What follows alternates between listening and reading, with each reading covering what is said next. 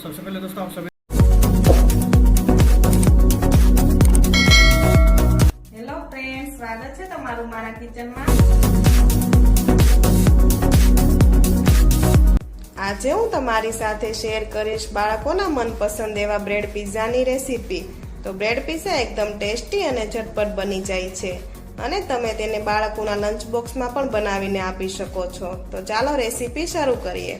તો bread pizza બનાવવા માટે મેં અહીંયા 4 થી 5 વ્હાઈટ બ્રેડ લીધી છે, સાથે બટર, ઓરેગાનો અને ચીલી ફ્લેક્સ લીધેલા છે અને મેં અહીંયા વેજીટેબલમાં ટમેટાને આ રીતે ચોરસ ટુકડામાં કટ કરીને લીધેલા છે। 1 કપ બાફેલી મકાઈના દાણા લીધા છે, સાથે ડુંગળી અને કેપ્સિકમને પણ આ રીતે ચોરસ ટુકડામાં કટ કરીને લીધેલા છે। તો વેજીટેબલ તમે તમારી પસંદ પ્રમાણેના લઈ શકો છો અને મેં અહીંયા મોઝરેલા ચીઝ લીધું છે।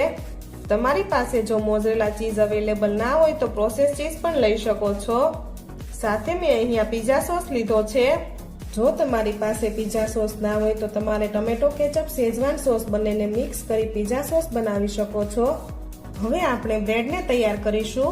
તેના માટે મેં અહીંયા 2 બ્રેડ લઈ લીધી છે। હવે તેના પર પહેલા આપણે બટર લગાવી લઈશું। તો આ રીતે આપણે બટરને સ્પ્રેડ કરી લેવાનું। હવે તેના પર પિઝા સોસ સ્પ્રેડ કરી લઈશું। તો આ રીતે પિઝા સોસ એડ કરી એના ઉપર થોડું મોઝરેલા ચીઝ એડ કરીશું। મોઝરેલા ચીઝ એડ કરવાથી બ્રેડ પિઝાનો ટેસ્ટ ખૂબ જ સરસ આવશે। જો મળે તો તમે તેનો યુઝ કરજો। હવે આપણે વેજીટેબલ એડ કરીશું। તો પહેલા ડુંગળીના ટુકડા એડ કરી લઈએ। હવે થોડા કેપ્સિકમના ટુકડા એડ કરી દઈએ અને સાથે થોડા ટમેટાના ટુકડા એડ કરી દઈએ। તો ટમેટામાંથી મેં અહીંયા અંદરથી બીજનો ભાગ કાઢી આ રીતે ચોરસ ટુકડામાં કટ કરી લીધા હતા। હવે થોડા બાફેલી મકાઈના દાણા એડ કરીશું। હવે થોડા ઓલિવ્સ એડ કરી દઈએ। હવે ફરીથી એના પર થોડું ચીઝ એડ કરી દઈએ। તો ચીઝ થોડું વધારે એડ કર્યું છે, તમે તમારી પસંદ પ્રમાણે એડ કરી શકો છો।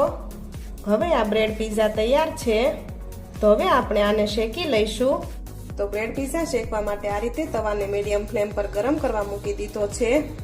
તવો થોડો ગરમ થાય એટલે બટરને સ્પ્રેડ કરી દઈશું અને આ રીતે તવા પર બ્રેડને રાખી દઈશું અને ગેસની ફ્લેમ એકદમ સ્લો જ રાખવાની છે અને ઢાંકણ ઢાંકી તેને શેકાવા દઈશું, જેનાથી બ્રેડ પિઝા એકદમ સરસ ક્રિસ્પી બને। તો આ રીતે ઢાંકણ ઢાંકી 4 થી 5 મિનિટ માટે એકદમ સ્લો ફ્લેમ પર થવા દઈશું। તો હવે 5 મિનિટ થઈ ગઈ છે અને તમે જોઈ શકો છો કે ચીઝ સરસ મેલ્ટ થઈ ગયું છે અને બ્રેડ પણ શેકાઈને ક્રિસ્પી થઈ ગઈ છે। હવે બ્રેડ પિઝાને એક પ્લેટમાં કાઢી લઈશું। હવે આ જ રીતે આપણે બીજી બ્રેડને શેકાવા દઈશું, એને પણ 5 મિનિટ માટે ઢાંકીને થવા દઈશું। તો એકદમ ટેસ્ટી આપણા બ્રેડ પિઝા તૈયાર થઈ ગયા છે।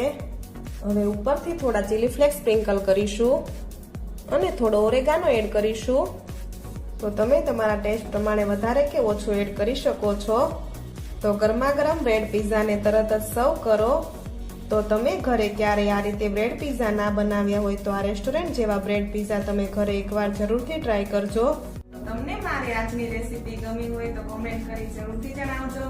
સાથે મારા વિડીયોને લાઈક અને શેર કરજો અને મારી ચેનલને સબસ્ક્રાઇબ કરવાનું ના ભૂલશો।